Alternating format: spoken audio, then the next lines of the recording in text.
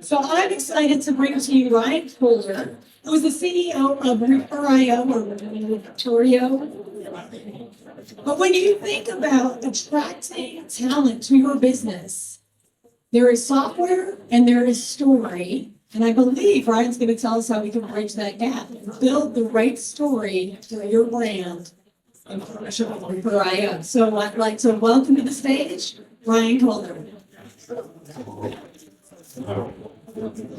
All righty, so we do, just so everybody knows, we do have a booth here, and actually my old company, so I'm actually also the founder of Applicant Pro. So many of you might know me from my Applicant Pro days. Just listen for bingo to be yelled. Follow the sound of bingo over there. We're just right across from them. But yeah, today we're going to talk about how to get more applicants who are more engaged without spending more money. Anybody like that idea? All right, 100%. So just so you guys know, I'm not just like a consultant up here, somebody here to tell you how to do your job who hasn't done it before. So at Applicant Pro, we grew over 17 years from 0 to 300 employees. We manage the hiring for 10,000 organizations. And at Refer, last year we sent 1.2 billion emails to job seekers. So while I paused right there, we sent 80 emails. It's every second. Every second we send 80 emails. And so, but one of the biggest wins at Applicant Pro was we figured out how to build an engine that would drive our applicant traffic. We spent zero money on paid job boards. Nothing. So when I left Applicant Pro, we were at 35,000 email subscribers, generating 450 applicants per hire. 20 of those were employee referrals. It had nothing to do with the number of job boards we were on, had nothing to do with how much we were spending for those job boards, had everything to do with the way that we branded our organization. And so if you think about it, I've been in this space for a long, long time, and most people kind of look at this very short-term focus when it comes to recruiting. They say, could we just get more job boards? Or could we pay more for those job boards? Up here in this kind of top left quadrant, that's where we think our power of recruiting comes from. And it's true in the short-term way. But long-term, if you stay in that quadrant, you're going to end up on this kind of hamster wheel. You post a job, you get 100 applicants, you hire one of them, you start over again. And you just keep doing that over and over and over again. We post and we pray. My goal today is to show you there's a different way to do this. So most people would look at this and say, hey, we need to build a better career site. Who in here has built a career site in the last 5 years? Maybe put videos on it, added some. Who doesn't have one? It's just a list of jobs. So it's just a list of jobs, nothing else. Is probably 80% of y'all, right? But the big problem, this is HubSpot's career site. I love HubSpot. They do a phenomenal job. And it doesn't actually have any video on it. But the one question is, what if nobody sees it? So this right here, this is the process of us recruiting, of what we assume happens. People come to our career site, they read our job ads, they apply for a job, and you can see the green and the red here. Think about this like your bank account with an individual job seeker. Are we making deposits or withdrawals? Now, if somebody lands on our career site and it talks about our culture and our values and what it's like to work for us, all that kind of stuff, that'd be a deposit, right?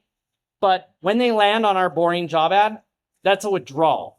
And when we ask them to spend 30 minutes to apply, that's a withdrawal. And when we send them a boring templated confirmation email, that's a withdrawal, right? And so hopefully by the time we get to the interview, we're not overdrawn. If we're overdrawn, what do you think happens?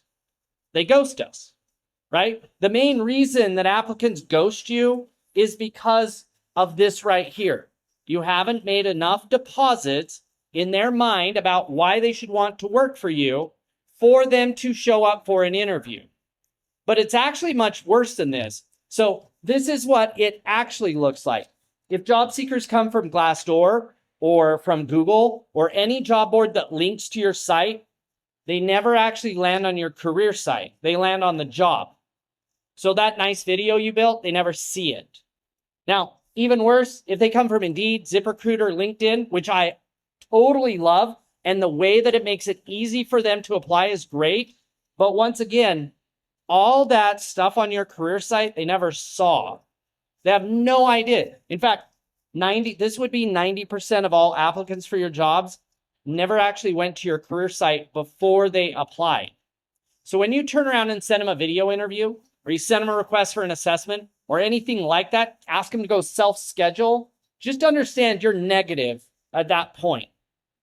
It's not that they are bad job seekers. It's not that they're bad people. It's that you're not that memorable to them at that point. They barely even remember applying for your jobs because nothing in that boring job ad, nothing in the process, nothing in your confirmation email actually gave them a reason to remember you. Does that make sense to everybody? Right? You got an awesome career site. Unfortunately, nothing is directing people to it. Now that might make you say, hey, we should not use Easy Apply. We should force all applicants to our career site first. That's not what I'm suggesting. That'll actually make it worse, right? That will add more steps in the process, more clicks in the process, not the goal. But just think about this red loop. Imagine if that's the loop the average job seeker's seen. They get right to rejection. No wonder you have a bad reputation. No wonder they're complaining on LinkedIn. They received nothing of value, got rejected out, and that was it. It's just a bad loop. So how do we go about solving this? I'm going to actually walk you through it. Step one, you've got to create better content. That's not just the video on your career site. That means a better job ad, a better auto reply message when somebody applies. Just because your ATS created a default message, it doesn't mean that's the best one. Does everybody understand that? It's not, I built an ATS. In fact, 10,000 companies use my ATS. I wrote the auto confirmation email about a decade ago. Nothing about that was validated as, oh my gosh, this is the greatest email message ever. It was just a placeholder. I assumed you guys would change it. Okay? I assumed you would change it to be something more unique to you and more unique to you, not that you just leave it alone. So the very first thing, we need better content. Who in here feels they're like a phenomenal content writer? Like it's your calling in life? If you look around, I'll give you a second. Nobody raised their hands. So if the first step of building your employer brand and driving applicant flow is to create great content, and nobody here thinks they're great at writing content, do we see that we have a problem? Luckily, the tech gods this year brought us ChatGPT. That is ChatGPT's superpower, is writing content. So there's 3 ways to go about doing this. Number 1, learn how to be a prompt engineer in ChatGPT. Number 2, I've actually built a bunch of pre-trained GPTs. You go in there and it will drive the process. It'll ask like a chatbot. It'll ask you questions, gather your answers, write it for you. Or number 3, what we actually do at Refer is build pre-built prompts that will write your content for you using your input, right? So that's number 1, better content. I can't stress this enough. Not all job boards will take video. In fact, most won't. You're going to have to get better at telling the story with words. You know that like book about vampires that y'all read? People will read a lot of stuff if it's actually engaging. They will. They won't read a lot of stuff if it's boring. So that was step 1. Step number 2, and I got to make sure that I stick with the time here. Step number 2, you need to subscribe people. Instead of just viewing those applicants as 100 people apply, we hire one, we throw the rest away. Those 99 raised their hand and wanted something from you. So one of the great ways to do that is to offer job alerts. Who in here allows people to sign up for job alerts as they're applying for jobs? Who in here actually has looked at the content of those job alerts? Okay. So this is one of the most powerful parts. There's a couple ways to do it. Number 1, on the job boards, ask them, do you want to get alerted the next time we post a job? Number 2, hey, do you want to learn more about our company after you apply? Everybody will say yes. The opt-in rate of that is like 60+%. People want to get alerted the next time you post a job because they know the job they just applied for might not be the one they get hired for. So that's number 2. Sign up people to subscribe. If you log into your, now one cheat, log into your applicant tracking system today, go pull a report of how many people have applied in the last 3 years. Those people you can email. Literally download them, send them to me. I'll email them for you. That is what you paid money for. You own those people. You paid the job boards for them. You posted your jobs to use them to attract. They're yours. You can email them. So number 3, you have to distribute your content. This isn't a mass email message. So I send 100 million emails a month, one at a time, unique content. That's how I get a 60%, 70% open rate, not a mass message. So there's 2 main types of content to run here. Number 1 would be a new applicant drip sequence. So when somebody applies for a job and it takes you 2 weeks, why are you not sending them an email every few days to tell them about your culture, your values, your work experience, your employees, what it's like to work for you? Anybody in here do that? 1. Good job. You win the prize, seriously, right? Like, we don't do that. But that's what I do with you as leads.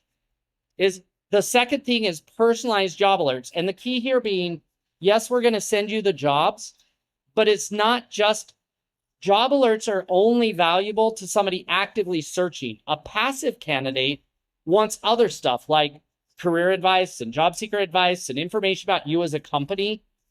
Injecting that type of value into it drives up your reputation with them, drives up your name recognition, and makes them more likely to apply in the future.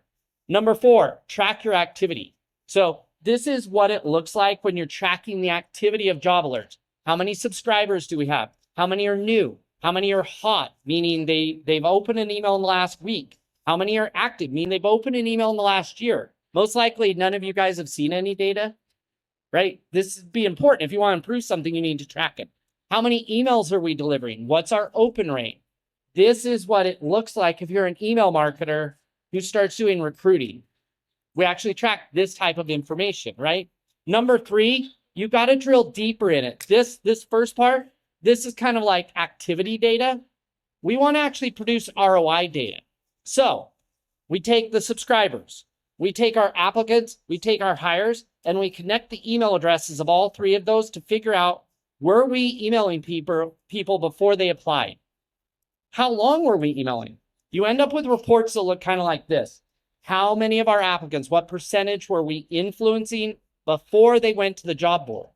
What percentage were we influencing and how long? This is actual data from a client. They were influencing almost 30% now of their applicants before they reached the job board. The people who applied last year are going to be the people who apply next year for your jobs. You already know them. I'm not suggesting you talk to them one at a time. I'm suggesting you talk to all of them at the same time via automation and email. Now, you might ask, why don't we use text message? Text message is awesome if you want to pull a fire alarm and demand instant attention. If what you have to say isn't that important, it leads to instant unsubscribe. Email gets the same results, it just takes a few days longer. Same number of people open it, they're just a little happier you didn't pull the fire alarm. So if you have questions, a couple things you can do. Number 1, you can swing by the booth.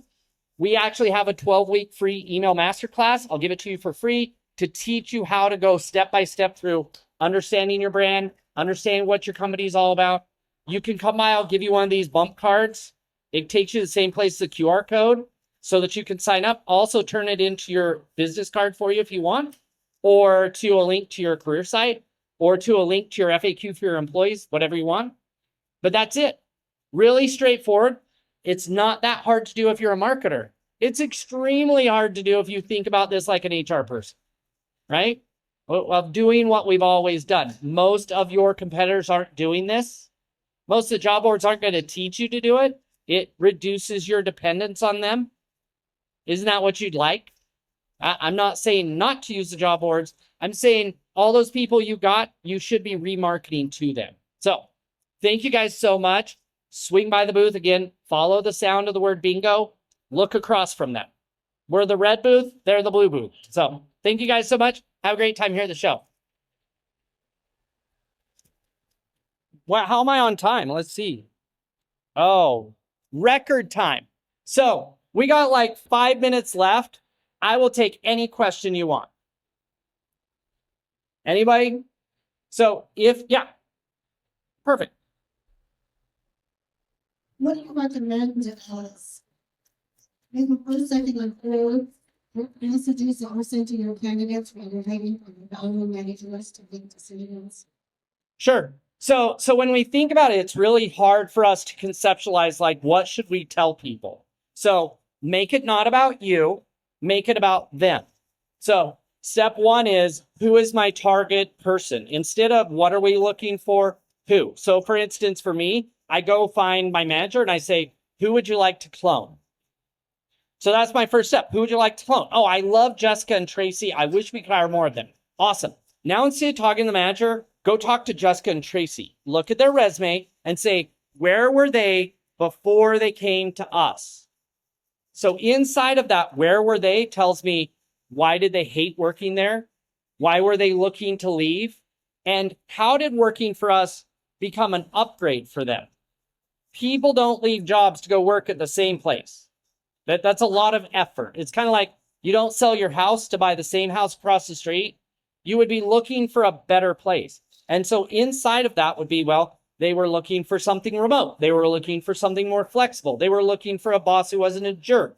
They were looking for more career advancement, more potential, more learning opportunities, more collaborative environment, less collaborative. They're an introvert. They're like, I'm sick of talking to people. I want a job where I just send emails. Those things tell you what you should tell them about. It gives you the highlights. And so that's what you're looking to do. You can also take, let's say you created an amazing culture video about your organization, grab the transcript from that and feed it into ChatGPT. ChatGPT will use that transcript to write your drip emails. But effectively what you're doing is saying, I'm going to send you one thing at a time that highlights a reason why our employees love working for us. That's literally like, if that's all you do is send an email to your employees and say, what do you love most about working for us? Or what's been the biggest benefit of coming to work here? Or why do you stick around? Those are the answers that job seekers want to hear. It's nothing about your marketing. It's nothing about your product. They literally want to know, hey, Joe, he's the boss. He's phenomenal to work for. He's inclusive. He's engaging. He's supportive. He's whatever. Those are the things that they want to hear. You just need to write that up. And so the easiest thing to do, find the people that you love having work for you, hop on Zoom with them. You can actually use ChatGPT and say, I'm about ready to interview Tracy. Here's her resume. She loves working for us. She works in this job. Here's the job description. What question should I ask to pull information that I can share with people like her to make them want to come and work for us? ChatGPT will literally give you all the questions you need. When you're done with her on Zoom, grab the transcript from that and feed it back into ChatGPT and say, here's all her answers. Now write me a series of emails. If that seems crazy, hit me up. I'd be more than happy to teach how to do it. I have some videos that show that exact process, because that's the problem. We're not good content writers because we don't know what to tell people. That makes it super scary. We're like, hey, I'm coming up with this crap on my own. But that right there, perfect question, exactly how to go about doing it. Like, focus on them, not you. Focus on your target, not the manager. Listen to those people and say, what questions would you have? Like every single applicant question, you could turn around and write an answer and send it to everybody else. So if an applicant asks you a question like, what's the work environment like? When you write up their answer, just turn around and send that to everyone. Because for every one person brave enough to ask a question, there's like 90 who don't. That also makes it feel like you're answering those questions without having to do it one at a time. Make sense? I think we're out of time, right? Perfect. Well, if you have any more questions, I'll literally answer anything you want. You can swing by the booth.